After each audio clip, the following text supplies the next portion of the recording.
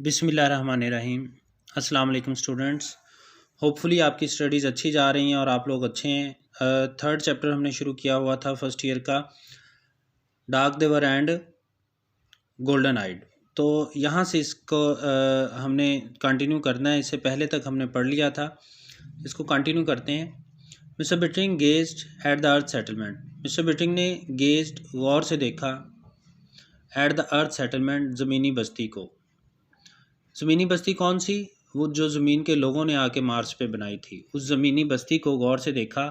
Far away दूर, in the low valley, नीचे वादी में फैली हुई उस ज़मीनी बस्ती की तरफ देखा। सच ऑड, कितने अजीब।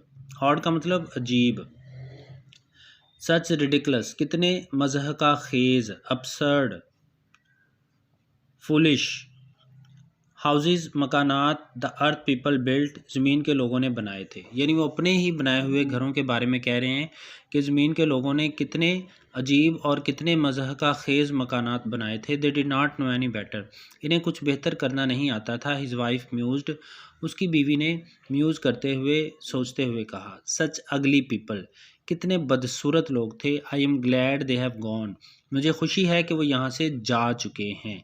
आई एम ग्लैड का मतलब I am happy, they have gone, वो यहाँ से जा चुके हैं। यानी ये अपने ही बारे में बातें कर रहे हैं कि ज़मीन के लोगों ने कितने बुरे मकान बनाए थे, उन्हें कुछ अच्छा करना नहीं आता था और मुझे खुशी है कि वो यहाँ से चले गए हैं।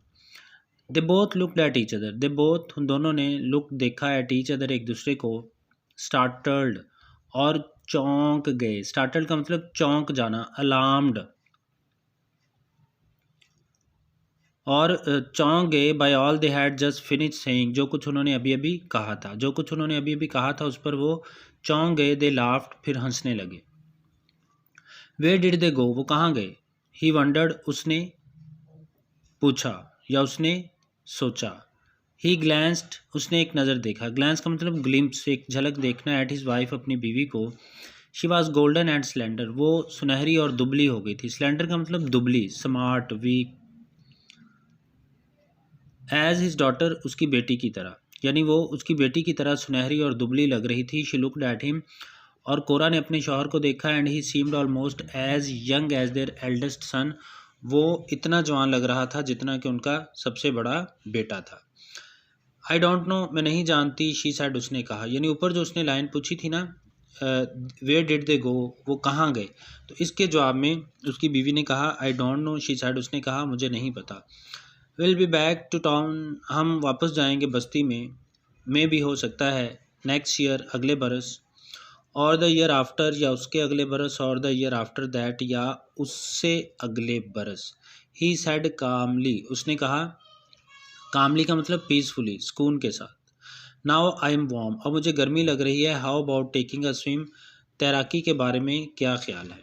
स्विम का मतलब तैरना, तो वो कहता है मुझे गर्मी लग रही है, तैराकी के बारे में क्या ख्याल है। They turn their backs to the valley, उन्होंने वादी की तरफ से अपने मुंह मोड़ लिए। ये एक तरह का सिंबॉलिक जुमला है कि उन्होंने ज़मीनी वादी की तरफ से अपने मुंह मोड़ लिए। आम ही नाम, बाजू में बाजू डालकर। दे वॉक्ड साइलेंटली, वो खामोशी से चलने लगे। डाउन, नीचे। अ पाथ, एक रास्ते पर। Of clear running spring water, जो एक शफाफ बहती हुई नदी के पानी की तरफ जाता था।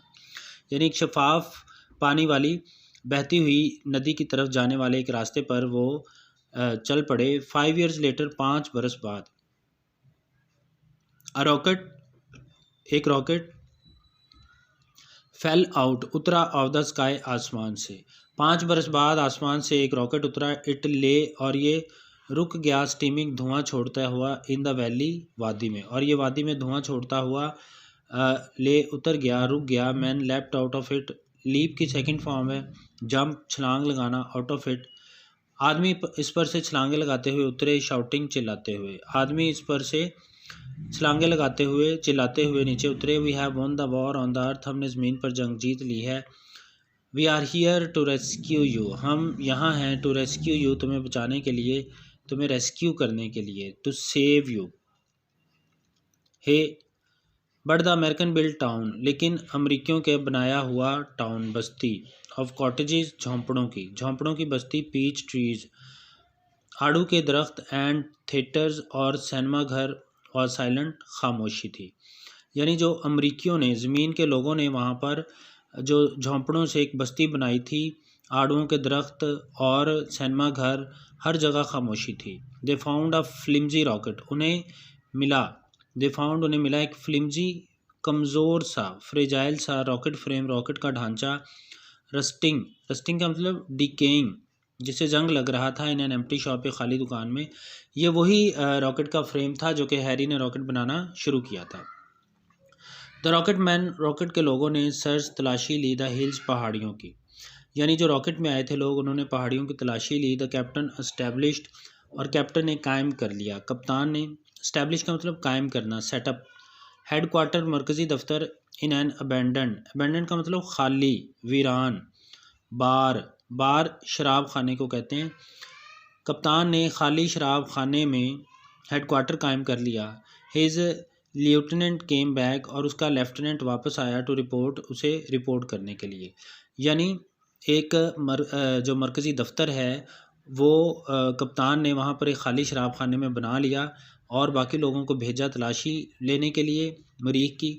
तो फिर जो लेफ्टिनेंट था वो वापस आया रिपोर्ट करने के लिए। उसने कहा द टाउन एम्प्टी, बस्ती खाली है, but we found the native life, लेकिन हमें मुकामी ज़िंदगी मिली है। नेटिव का मतलब लोकल। बस्ती खाली है लेकिन हमें मुकामी ज़िंदगी मिली है, इन द हिल्स, पहाड़ियों में। सर, जनाब बस्ती खाली है लेकिन हमें पहाड़ियों में मुकामी ज़िंदगी मिली है। डार्क पीपल, स्याह रंगत के लोग। येलो आइज़, जर्द आँखें। स्याह रंगत वाले लोग हैं, जर्द आँखें हैं। द मार्शियंस, मरीखी हैं। वेरी फ्रेंडली, बड़े फ्रेंडली हैं, बड़े मिलनसार हैं। वी टॉक्ड अ बिट, हमने थोड़ी सी बात की। नॉट मच, ज़्यादा नहीं। वी टॉक्ड अ बिट, हमने उनसे थोड़ी सी गुफ्तगू की। नॉट मच, ज़्यादा नहीं। दे लर्न इंग्लिश फास्ट, वो अंग्रेज़ी बहुत जल्दी से सीखते हैं। ज़ाहिर है कभी उनकी लैंग्वेज अंग्रेज़ी ही थी जब ये लोग यहाँ से गए थे, तो वहाँ पर जाके उन्होंने अपनी लैंग्वेज भी चेंज कर ली और कोई और लैंग्वेज बोलना शुरू कर दी।